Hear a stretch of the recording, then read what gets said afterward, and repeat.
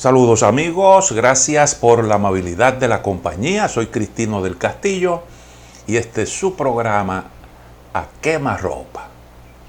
La situación en Oriente Medio ha venido escalando hasta llegar a niveles altamente peligrosos, con esa respuesta que le han dado a los hutíes Estados Unidos y Gran Bretaña. Una situación sumamente peligrosa que amenaza con estrangular el comercio mundial. Si le echáramos un vistazo a lo que ha venido ocurriendo en esa zona de Oriente Medio, llegaríamos a la conclusión de que ahí hay un buen argumento para una novelita al estilo Agatha Christie.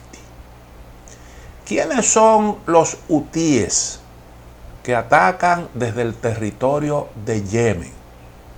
¿Cómo es que este grupo llegó a conquistar una buena parte del territorio de esta nación? Esa es una historia interesante que debe ser contada. Se trata de un movimiento que también se le conoce como Ansarallah o Partido de Dios, que controla, como dije, parte del territorio de Yemen, que es bastante vasto, bastante grande. Es casi del tamaño de Ucrania, por encima de los 500.000 kilómetros cuadrados. Un país que tiene una parte ahí en el territorio de Oriente Medio, otra parte en el África. Es como si se tratara de una nación bicontinental. Pero es al mismo tiempo, con sus 30 millones de habitantes aproximadamente, el país más pobre de la zona, que no tiene los recursos petroleros que los demás países circundantes. El grupo Houthi fue un movimiento fundado por Hussein al-Houthi en 1990.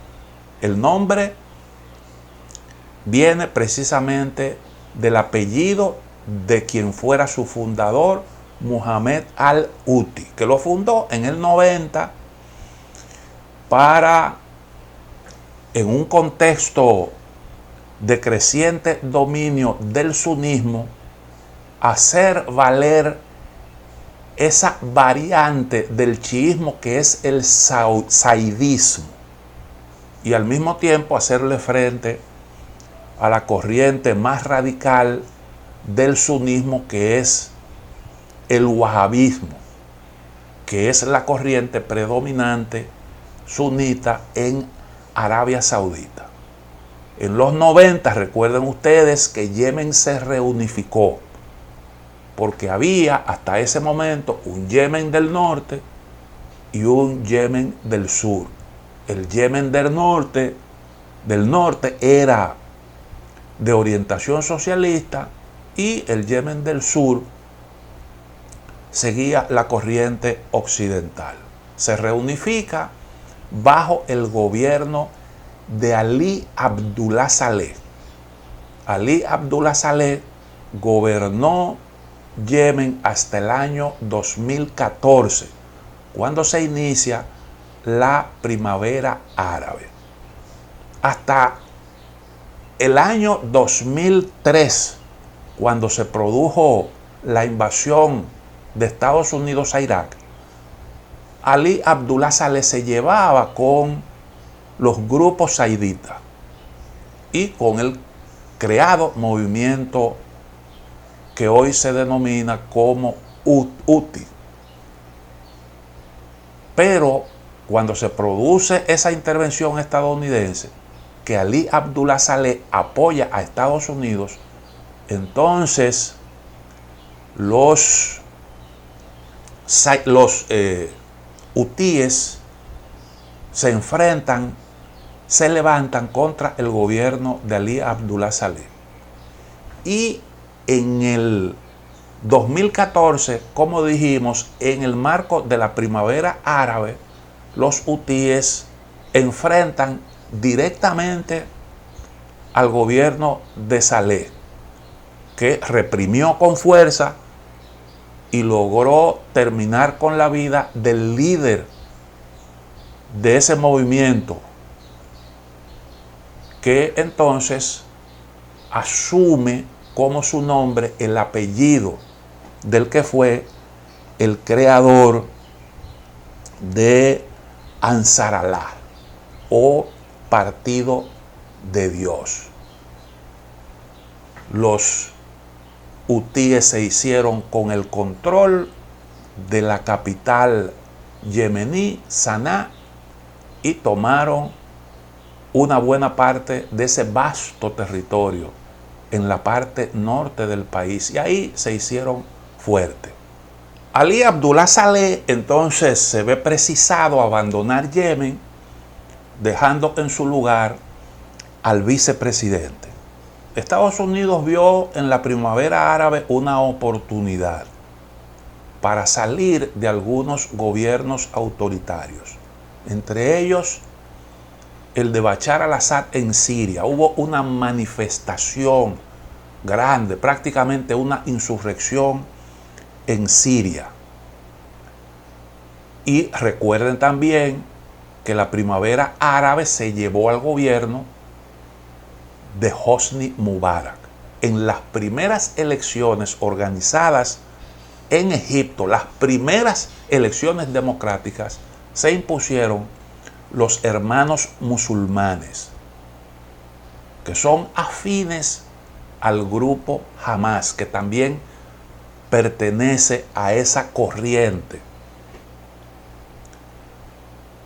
Y vimos cómo el señor Hosni Mubarak, un aliado de Occidente, era juzgado mientras permanecía en una gran jaula, lo cual no fue muy bien visto por algunos de los aliados de Estados Unidos en la zona, que pensaron que les podía a ellos ocurrir lo mismo. Bueno, pues Ali Abdullah Saleh de alguna forma corrió la misma suerte que Hosni Mubarak.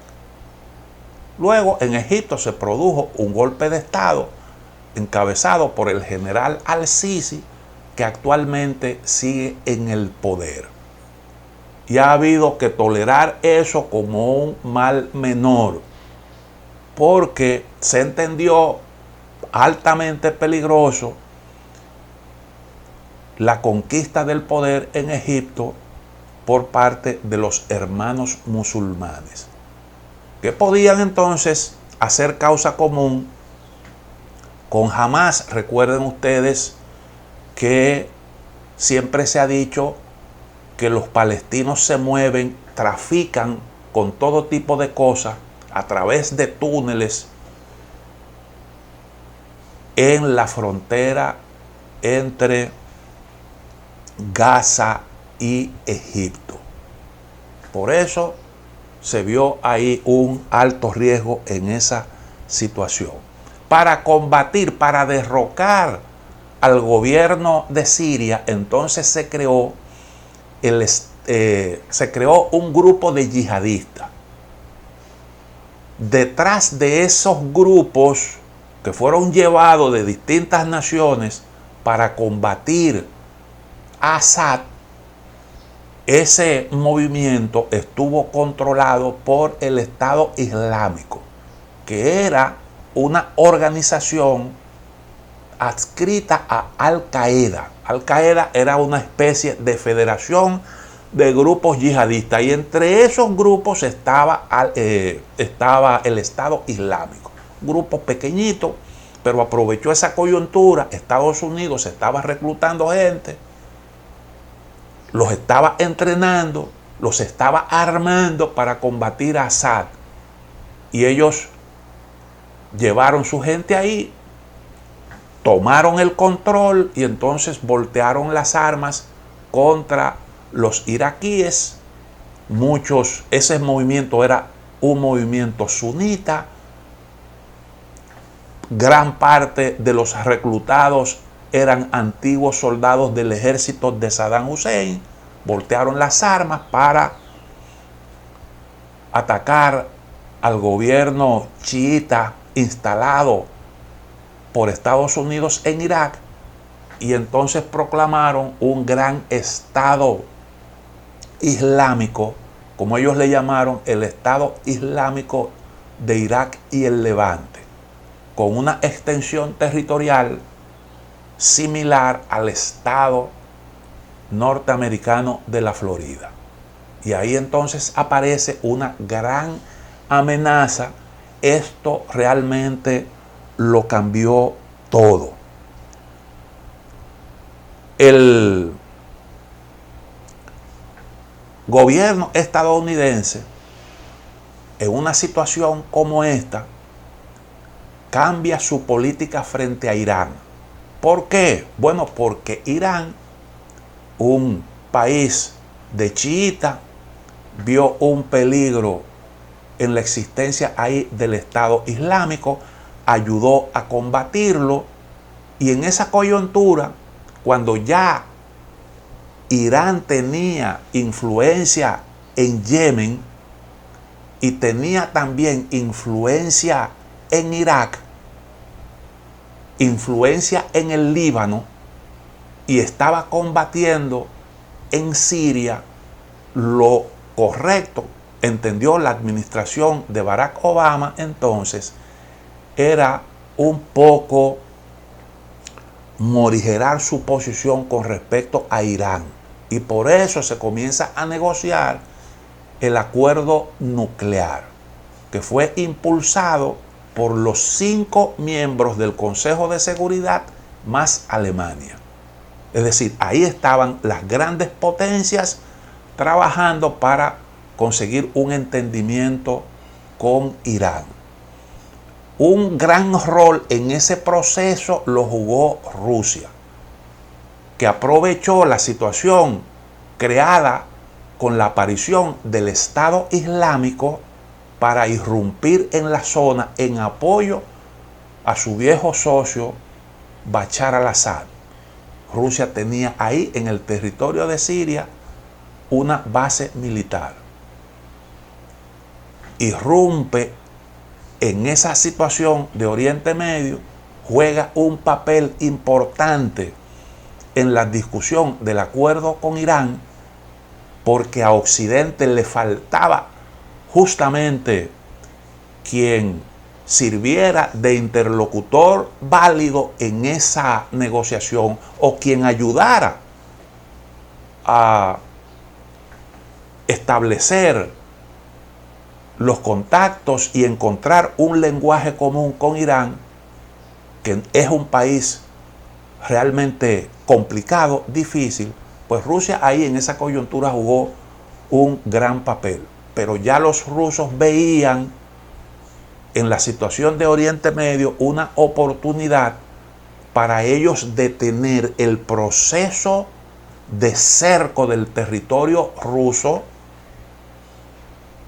que estaba impulsando la OTAN. Sí, una oportunidad para debilitar al bloque occidental. Posteriormente, entonces, la respuesta del gobierno de Barack Obama a la irrupción de Rusia en Oriente Medio fue el derrocamiento de Víctor Yanukovych en Ucrania. Eso se produce cuando Rusia,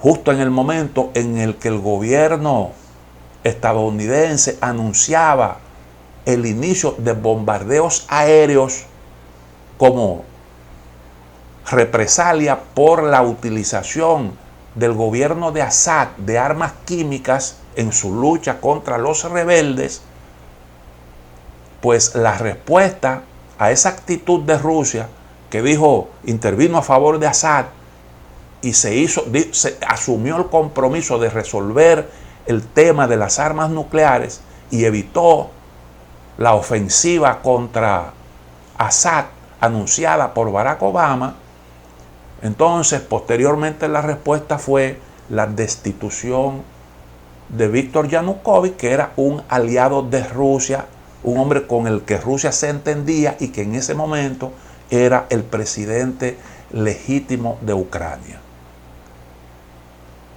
Entonces se crea una situación como consecuencia de todo este proceso en la que el poder de Irán va aumentando significativamente con el paso del tiempo. Permítanme hacer una pequeña pausa. Cuando regrese, entonces terminaré de contarles esta historia que, como dije, es lo que más se parece a una novelita de Agatha Christie. Pausamos.